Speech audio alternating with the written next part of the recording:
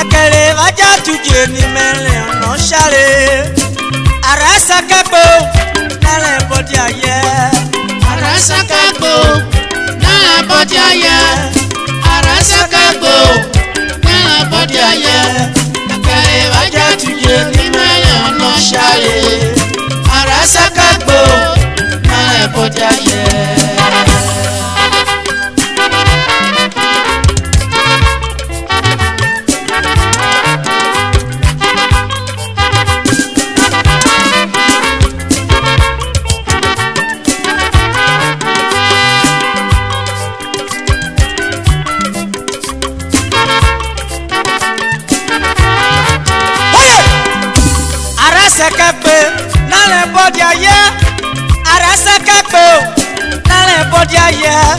Ekele vaja tuje ni mele no shale. Arasa kapo nale bodia ye. Arasa kapo nale bodia ye. Arasa kapo nale bodia ye. Ekele vaja tuje ni mele no shale.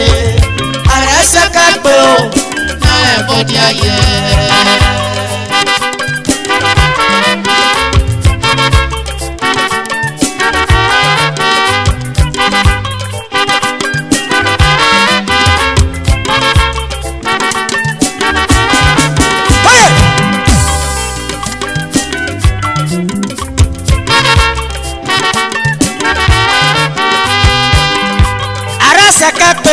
Nale bodia ye, oh, arasa kapo, nale bodia ye. Ekele vaja tuje ni mele no shale. Oh, epe me tome.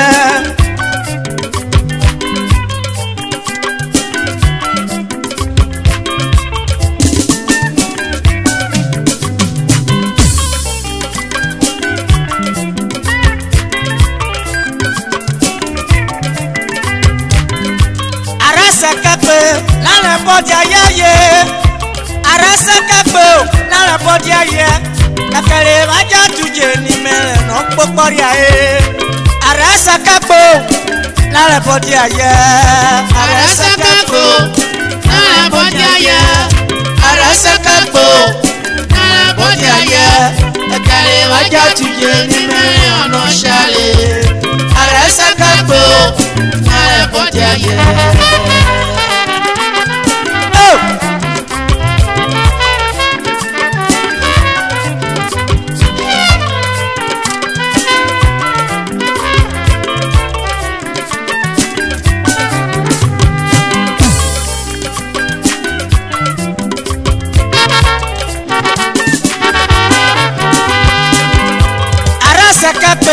Nale bodia ye.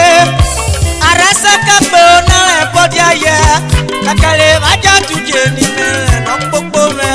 Oh, epe me tome.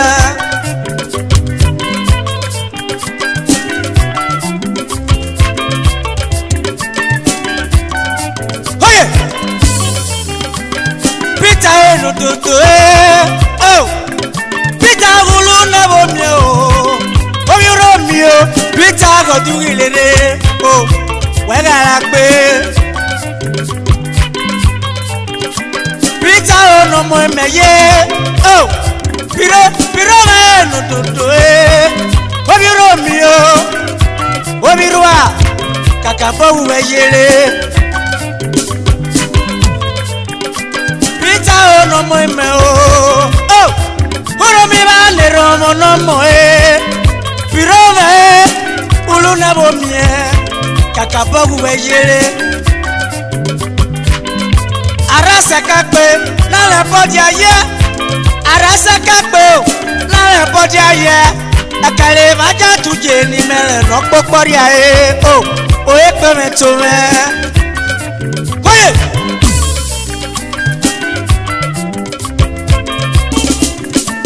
Idare Gwomeji, my good brother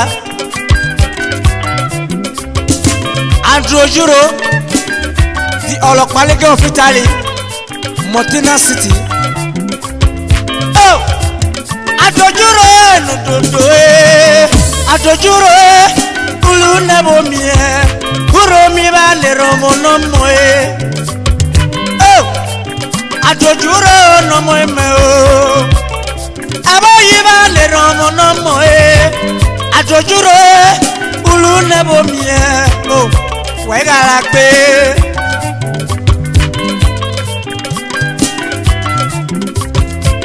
Ada imejo tori oy na joy erojuro based in Italy baba wa to ukale. Oh, erojuro no mo eme o erojuro no dodo obi ro mi o obi aboyi o we igala gbo we. Oh, erojuro no mo eme o aboyiba le romo no moe erojuro ulu na bomie kakabogu we yele based in Italy.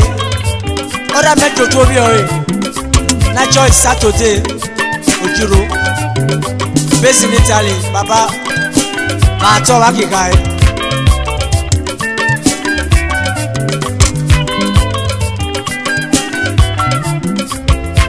Idare ko meji sit down, the president of Honolulu Social Club of Ferrera, Italy. Oh, sit down, oh, sit down, ulu nebo mie, sit down, ulu nebo mie, iba igala gbo.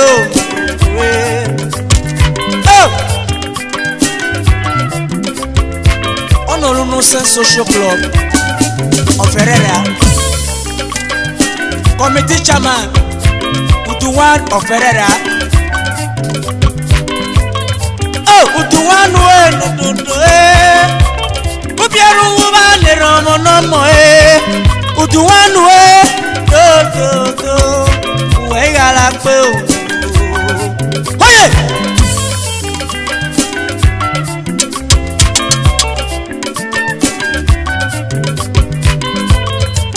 Idadere moji Lucky sweet mother Bezi Ferrera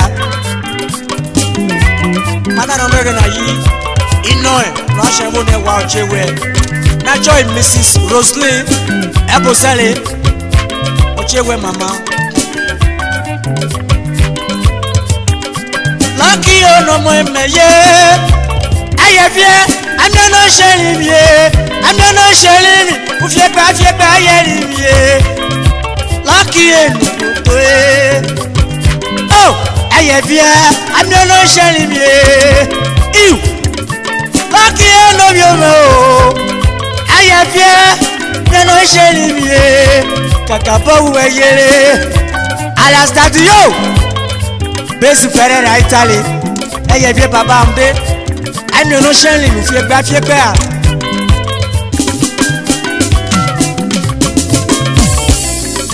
titi no mo ime o titi o Bezi Germany ayala pe if titi no mo ime o amo no ye Germany ayala pe kakabowu weyere ulu lebo mie ayala pe o.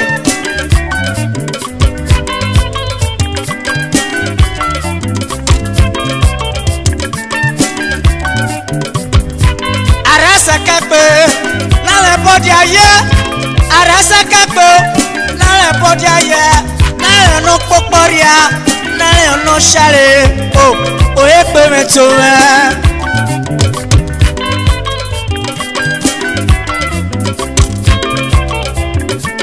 Idare go meji scissors Bezi Germany baba wa to kai scissors ye no do scissors ye ulu na bo mie uro mi ba le romo no mo ore me mo keke.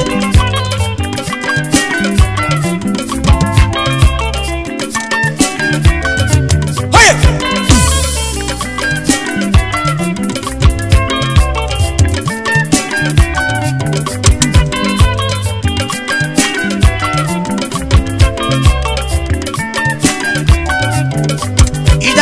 Jenny Club na Unyanyage Social Club Avuromi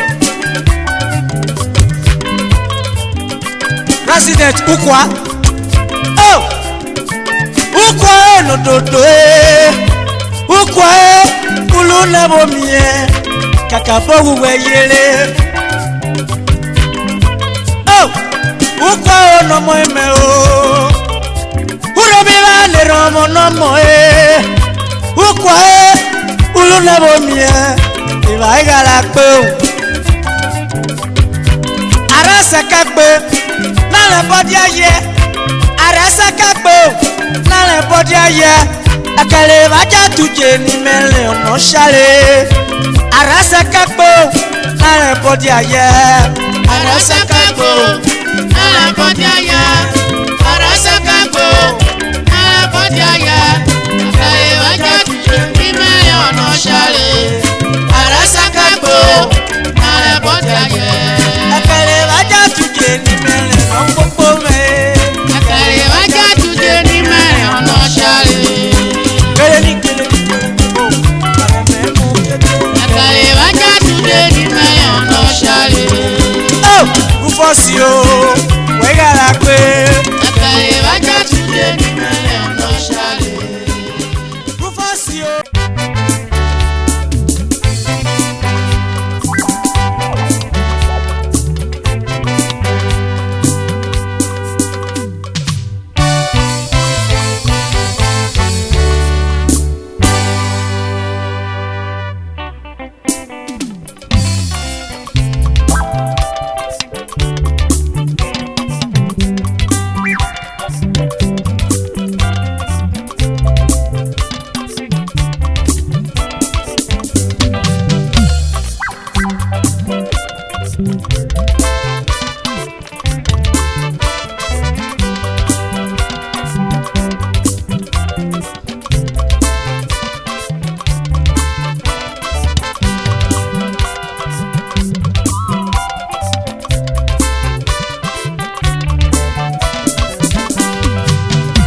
Kabiamu, wajo no wa se bie o.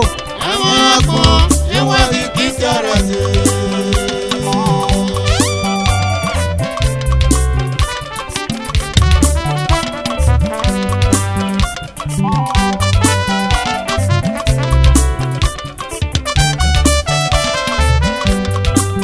Wọ́n kabuwa, wajo no wa se bon o.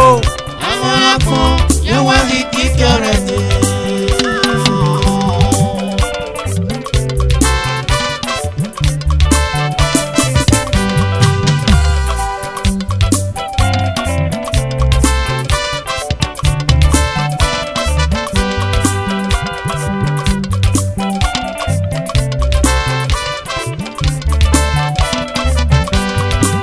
Wọ́n ká di mọ́tò wájọ́ náà wá sẹ́dẹ̀.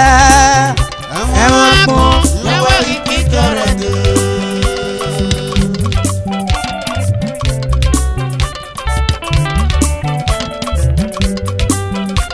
Ẹ̀wọ̀n gbọ̀n yẹ̀wẹ̀ rí kíkẹ́rẹ́ dé.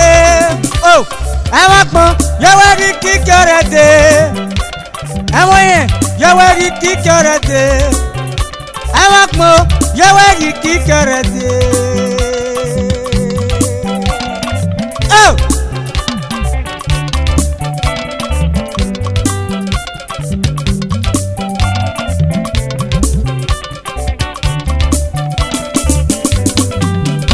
Wọ́n ká bíẹ́ wájọ́ náà bá ṣe bíẹ́.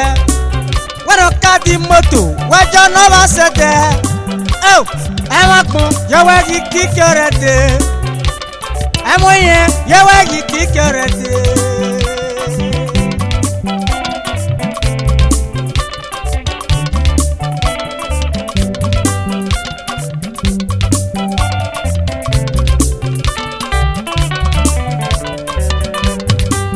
Wọ́n ká buwa wájọ́ náà wá ṣe bon o. Àwọn akọ ewa kiki tara se.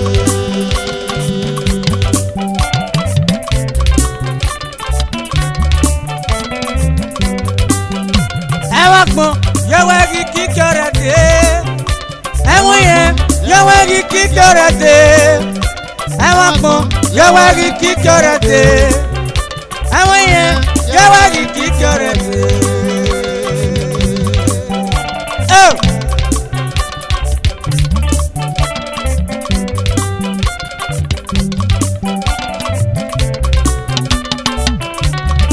oh awako yawagi kikorete wana wana kpofo wakijoruelo awako yawagi kikorete amoye yawagi kikorete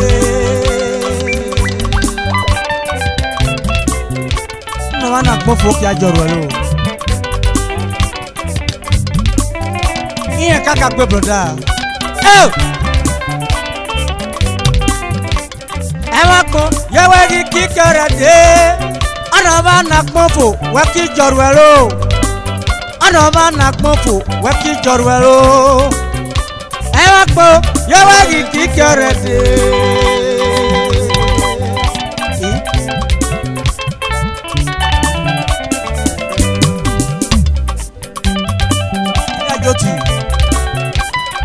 President Mr. Ogbes Odagu oh Besi Roma Ogbesi na daza Ogbesi no kiedo Ogbesi no mo meni ra yegbe Ono wa jafo wa ki jorwelo Amoye yawagi kikorete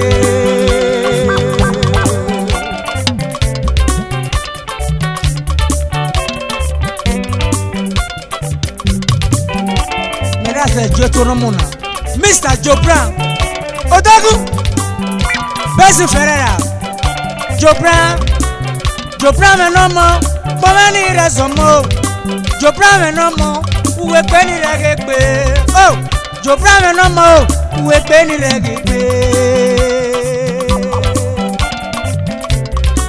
Besi Ferreira Italy Odagu Sita mama meje to ni mona na yo be ba jama kisuwa ge ni sibada mi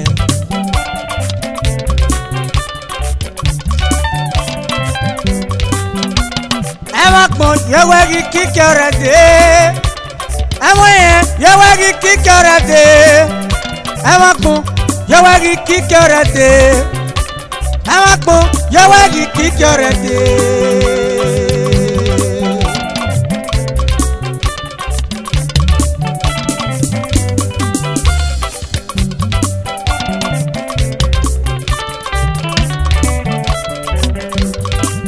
Wana na kmofo wakijoruelo wana kmova fona wakijoruelo awako yawagi kikorete amoye yawagi kikorete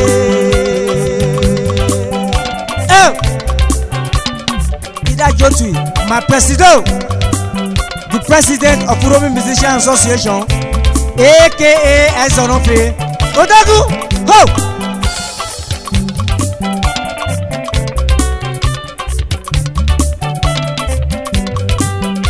Jotoromona Prophet Ayemere Monu bieru biae Echo ya no mi arobono se na me Jotui Prophet Ayemere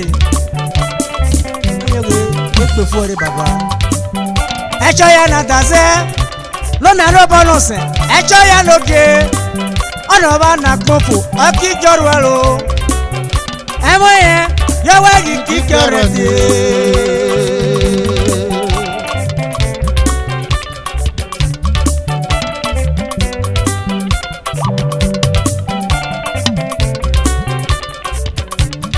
Jotonomona Ejina Glory Edouwe Odagu Delege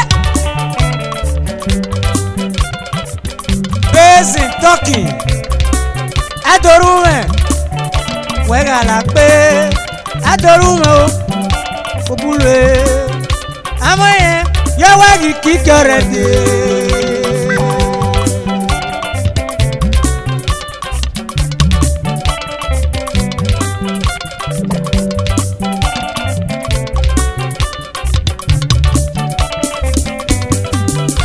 Kabuwa wajo no ba sepon Oh, Amawako niwali kikorode.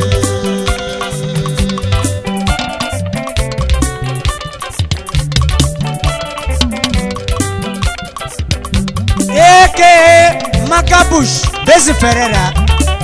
O presidente me jogou a ribeira, vai chamar que se o Aine se vai dar meu.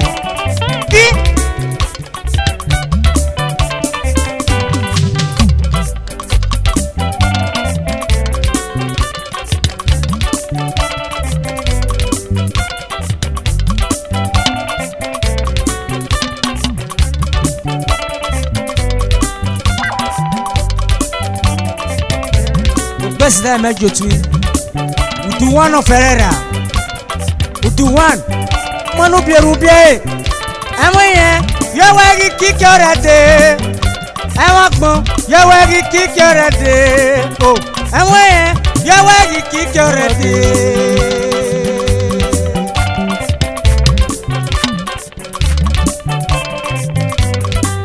wono kabie wejo no wa se bie ko Ewa pon yewe kikorede.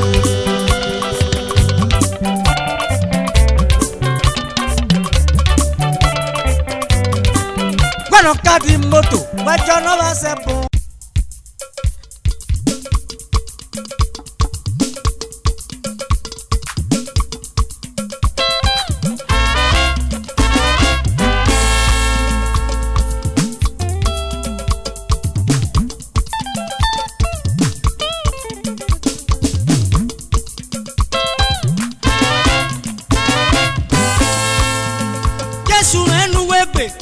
Wegbe na ija gwogo aboyi nu wegbe na ija gwogo Jesu enu wegbe na ija gwogo aboyi nu wegbe na ija gwogo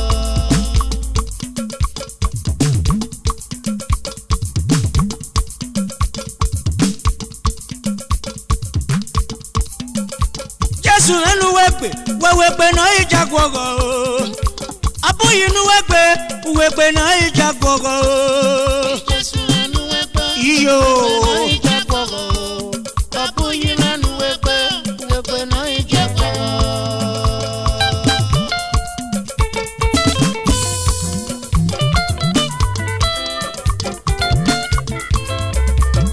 we baba mudo paro mo we baba mudo paro mo oh yo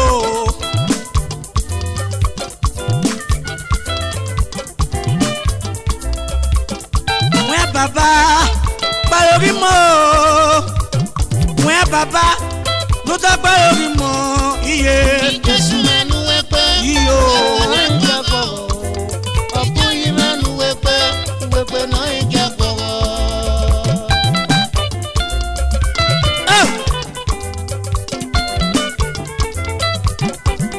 idare gwomeji Saturday eyin ti ame business koma oh epeno pe so e eyin ti ame nu wegbe eyin ti ame noke o eyin ti ame wegbe ni regbe Jesu enu wegbe na ija gwogo aboyi nu wegbe na ija gwogo oh afi dorogun amaro na de gbe o afi dorogun amaro na de gbe Jesu enu wegbe na ija gwogo aboyi nu wegbe na ija gwogo oh Prince Azikio DJ aka Uka Ukwawa epeno pe so e tua Boguro mi nu wegbe na ija gwogo Ukwa nage wegbe na ija gwogo Jesu enu wegbe na ija gwogo aboyi nu wegbe na ija gwogo Azegbe furniture nojo Azegbe pọ̀mẹ́ni rẹ̀ yẹ pé Jesu enu wegbe na ija gwogo aboyi nu wegbe na ija gwogo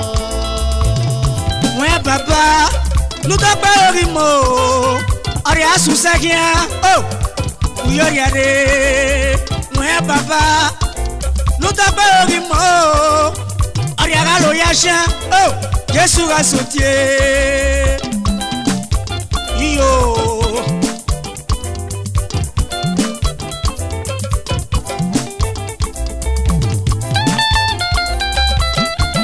oh idare komeji Eric Ojaga ẹgbọn ló péré sọ ẹ bàbá ẹnìkì wọ́n yóò Ojaga oh Eric Nogie ooo Eric nu wẹ́pẹ́ náà yìí jagun ọ̀rọ̀ Jésù ẹnu wẹ́pẹ́ náà yìí jagun ọ̀rọ̀ ọ̀rẹ́ àga sùn sẹ́kìá Jésù ra sòtìé ọ̀rẹ́ àga gbogbo o Jésù ra sòtìé o ọ̀rẹ́ àga ló yẹ o bóyí ya sòtìé Jésù ẹnu wẹ́pẹ́ iyo náà yìí jagun ọ̀rọ̀ ọ̀bùyí ẹnu wẹ́pẹ́ náà yìí jagun ọ̀rọ̀. oh lele fenonaro awo itare kwemeji my good brother ekpoke the national weather also timber migrants oh ekpoke amamani resomo we baba tutogba orimo ekpoke nogie amamani resomo we baba tutogba orimo Jésù ẹnu wẹ́pẹ́ Really náà yìí jagun ọ̀rọ̀ ọ̀bùyí ẹnu wẹ́pẹ́ náà yìí jagun ọ̀rọ̀. Idare Gwemeji Raymond Ezewele the national master of ceremony Ulele Fenodaru Ezewele oh Abuyi Nogie wewe ni rego Jésù ẹnu wẹ́pẹ́ náà yìí jagun ọ̀rọ̀ oh ọ̀rẹ́ àga kúkó kíá Jésù ra sòtìé o ọ̀rẹ́ àga ló yá Abuyi ya sòtìé Jésù ẹnu wẹ́pẹ́ náà yìí jagun ọ̀rọ̀ Idare Gwemeji ọ̀bùyí ẹnu Obi Ebo wẹ́pẹ́ náà yìí Ọ̀nà pẹ̀lú jagun sọ̀rọ̀. ọ̀rọ̀. Idaye Jotu my good brother Prince Eyari ọ̀dà mẹ́jọ tó abáyé ránṣẹ́ wo ẹwà ẹwọ́ tó lọ́wọ́ rí pé nàchọ́ yìí ó fọ́ bàbá kí ẹ̀rí abẹ́ ó fọ́ ọkì uk náà tó ó fọ́ lókè ọkì ẹ̀rí abẹ́ ẹnu wẹ́pẹ́ náà yìí jagun ọ̀rọ̀ ọ̀bùyí ẹnu ọyẹ wọn rí bàbá wẹ́pẹ́ náà yìí jagun ọ̀rọ̀. wú ìsọ̀nà gbé ọ̀nà fún ọmọdé sùlọ́nà wà lọ ẹbí ọ̀yẹ́ ọkì ẹ̀rí abẹ́ bàbá Jésù nu wẹ́pẹ́ náà yìí jagun ọ̀rọ̀ o Abuyi nu wẹ́pẹ́ náà yìí jagun ọ̀rọ̀ o Jésù ẹnu wẹ́ bàbá o náà yìí jagun ọ̀rọ̀ ọ̀bùyí ẹnu wẹ́pẹ́ náà yìí jagun ọ̀rọ̀. wẹ́ bàbá báwo kẹ́ mọ́ o wẹ́ bàbá o kúta báwo kì mọ́ o Idare Gwemeji my good pastor Reverend CSO Akipe JP O7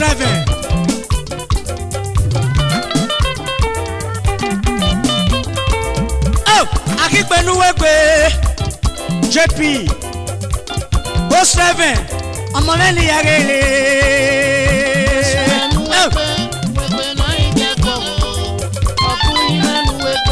Idare Gwemeji Reverend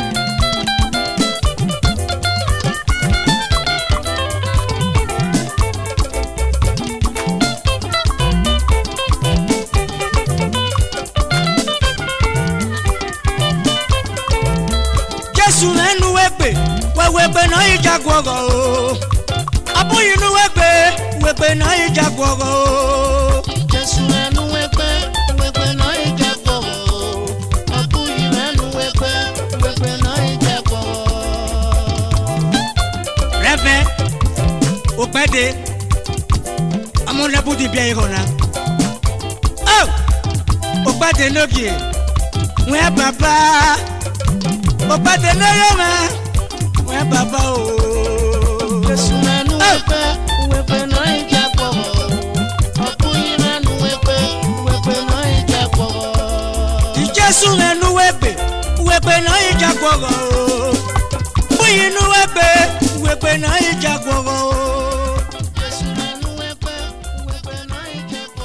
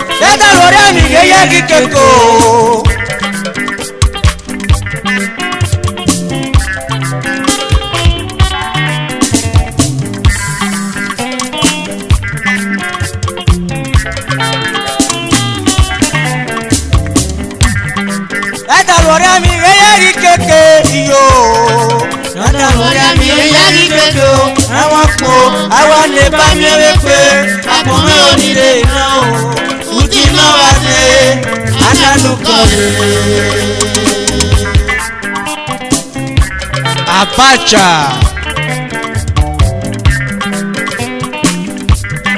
Oh, Idare Gwemeji, Mr. Saturday, Aintiame, Business Poma, Baba Watoukai, Pusida Mejo to Baba Raiwege, Enesuelu, and Jeje.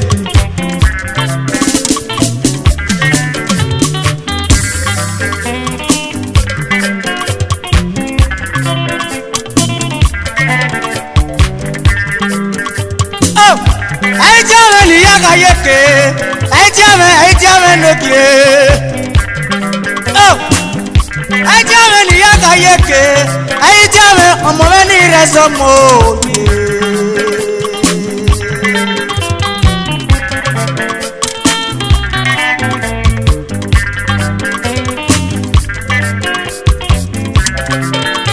Aitiame. Avasa. Business Poma. Usina mejo tu baba ora wa nyesi welu ejeje baba.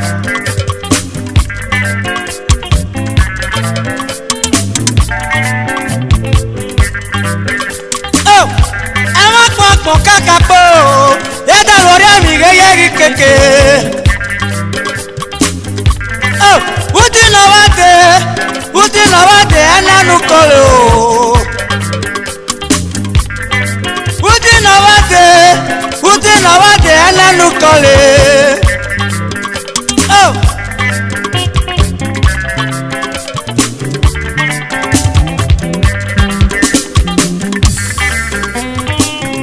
Idare Gwemeji, MC Bogi mọ́nú tako bí ẹ bàbá wa tó kíkà ẹ MC Bogi òbúrú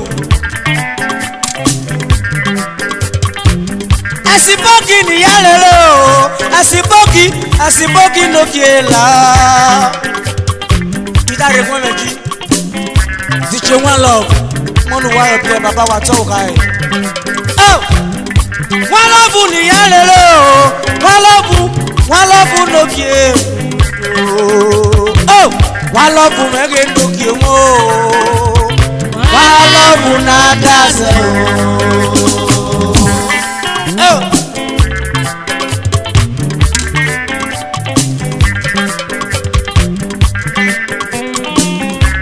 Ajara mẹ́jọ torí ọ̀rẹ́ Nacho Alex Gigi Bẹ́sì Benin City Baba Oki tó kíkà ẹ̀. Ìmọ̀lùwẹ̀ mi ní mẹ́wàá wá o ẹ̀wọ̀n pọ̀. Ìmọ̀lùwẹ̀ mi ní mẹ́wàá wá o ẹ̀wọ̀n pọ̀. Àwọn nípa ṣẹlẹ̀ pé àpọ̀mọ́ òdìdè náà o. Ùtí náà wá dé anánúkọ̀ rẹ̀.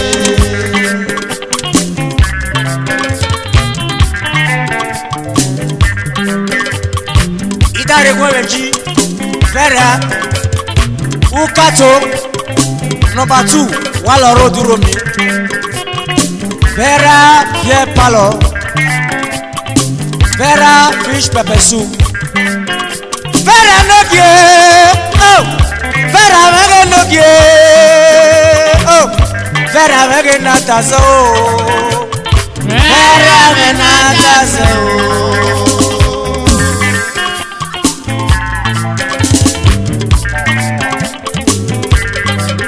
Jotu, my great love, Godfrey Illumination, the national plumber, Omi Illumination. Mono bi eru bi baba wa doki guy. Oh, Godfrey no kie, Godfrey no kie wo. Godfrey na daza, Godfrey no kie wo. Illumination, Godfrey Nataza, Honorable Christo Nataza, Honorable Christo Nataza, Christo no kemo where say, oh, Kida Joji, my president, aka Asanofe, the president of Uromi Musician Association, Ebiesi Welu. Ejeje baba wa to kíkà ẹ Sanofe nokie oh Obiemu mege nokie oh Sanofe mege nataza Sanofe nataza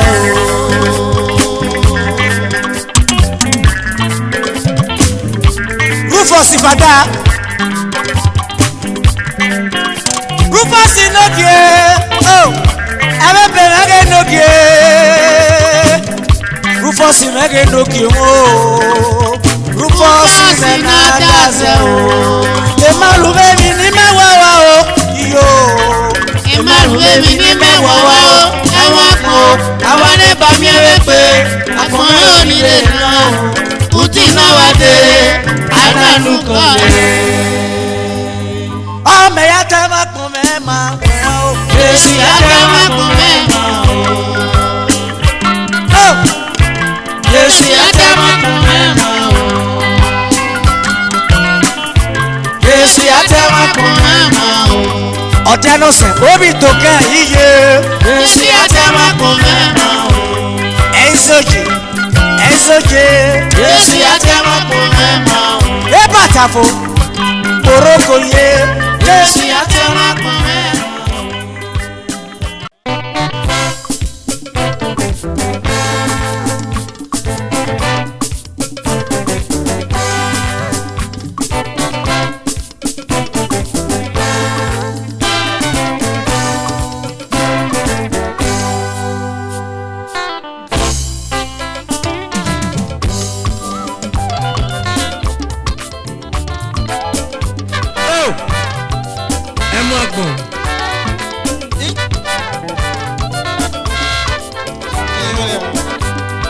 ama wote brother. Jesu ama wote lako.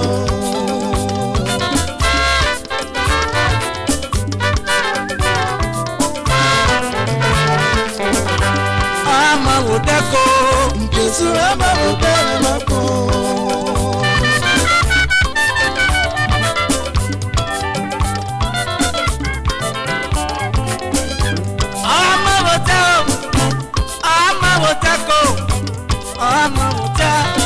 Jesu ama wote, obuyi ama wote, Jesu ama wote be wako.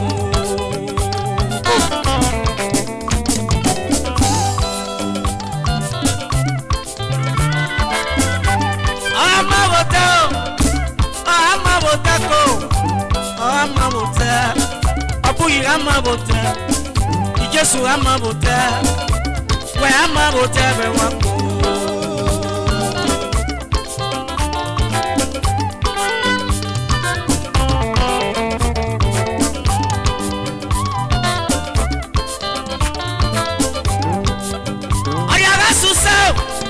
Jesu a sauté, on a la pouponnière, on bouillit à sauter, Jesu a ta main pour moi, on bouillit à ta main pour moi, on a la soussa, Jesu a sauté, on a la pouponnière, on bouillit à sauter,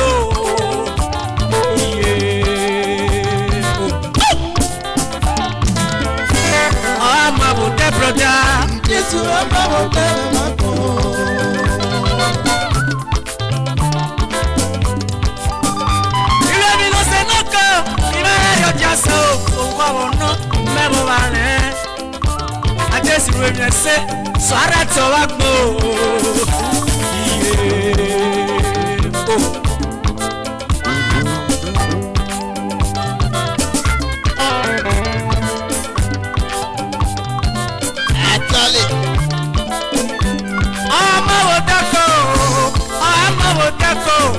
Jesu ama wote, sate kirio.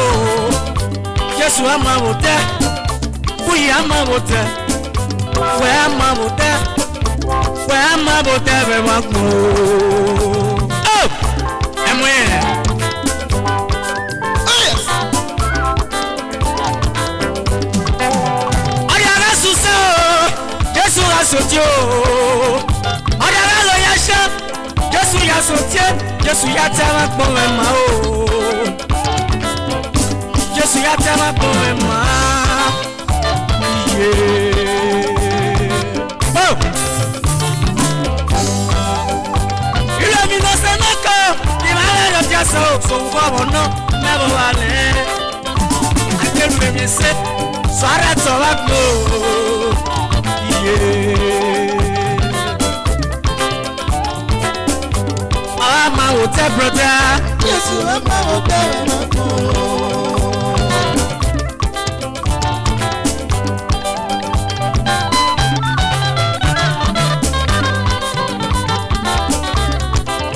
Ewe ye oh, eri apoyo mama o. Eba mi ala gboro solo brother. Ori aze suse. Okisi wore. Yama. Abambi baba saka mi ke baba. Moye. Ayaga kuko, Jesu ya sotie. Ayaga lo ya ke, aboye ya sotie. Jesu ya tama kwa mema.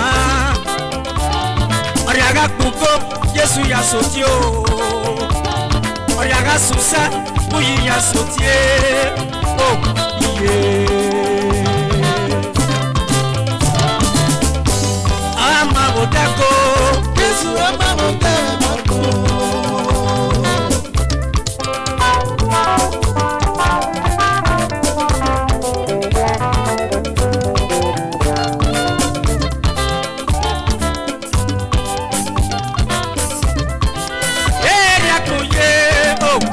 Eri akpoye o, amage o.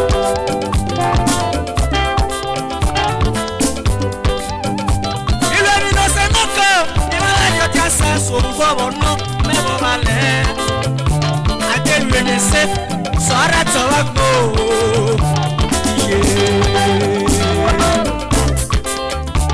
oh oye moria ama mutako Yesu ama mutako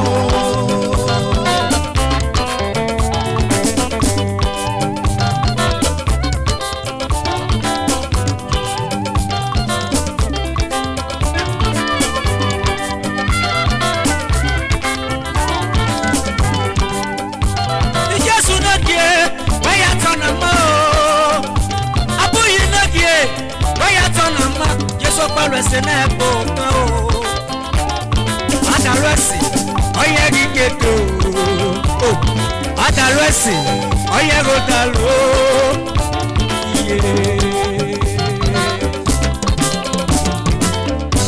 Amagote brother Yesu amagote mako Amagote ko Yesu amagote mako Amagote ile o Yesu amagote mako Amagote go Yesu amagote mako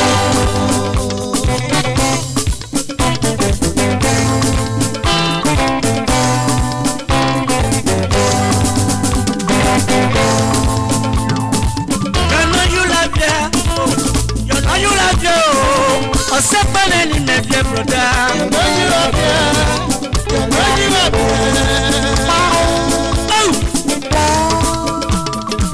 Epenu pe you say Uli le freno raro You know you love ya You know you love you Osepane ni me vie ko Osepane ni me vie brother You know you are bien, you know you are bien. Iyo, you know you are bien, you know you are bien. On sait pas les mais bien coco. You know you are bien, you know you are bien. You know les mais bien coco. You know you are bien, you know you are bien. On sait pas les mais bien brother. You know you are bien, you know you are bien.